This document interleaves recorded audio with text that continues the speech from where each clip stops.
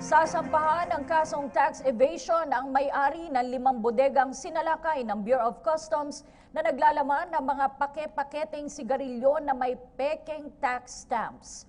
Ayon sa BOC, aabot sa mahigit 1 bilyong pisong kita ang nawala sa gobyerno. Ang ulat mula kay Sweden Velado. Kasong tax evasion ang naghihintay sa mahuhuling may-ari ng 5 bodegang na raid ng gobyerno sa San Simon, Pampanga, kung saan pake-paketeng sigarilyo na may pekeng tax stamps ang nakumpiska.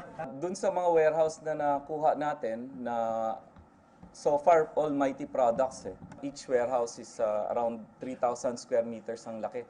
Paliwanag ng Bureau of Customs, sa bawat kaha ng sigarilyo na nagkakahalaga ng 80 pesos, 30 pesos dapat mula sa tax stamps ang napupunta sa gobyerno. Pero dahil pineke ito, aabot sa mahigit 1 bilyong piso ang halaga ng kitang nawala sa gobyerno. Tingin ng Customs, posibleng smuggle din ang mga sigarilyo sa loob ng mga pakete. Para naman malaman kung peke o hindi ang tax stamp, isang gadget ang ginagamit ng Bureau of Internal Revenue o BIR sa inspeksyon.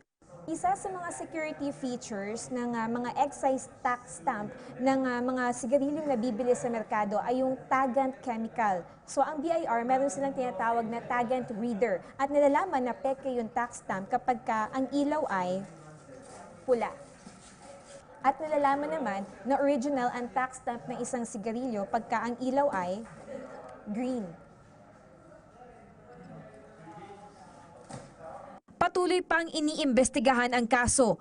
Oras na mahuli ang salarin at mapatunayan ang kasong tax evasion, hindi bababa sa 6 na taong pagkakakulong ang parusang ipapataw ng hukuman. Nasa BIR naman na ang kapangyarihang magsampa ng kaso laban sa mga sangkot na kumpanya at individual.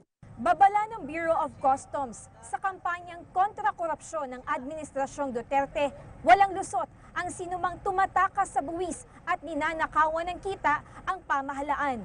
Para sa PTV News, Sweden Velado.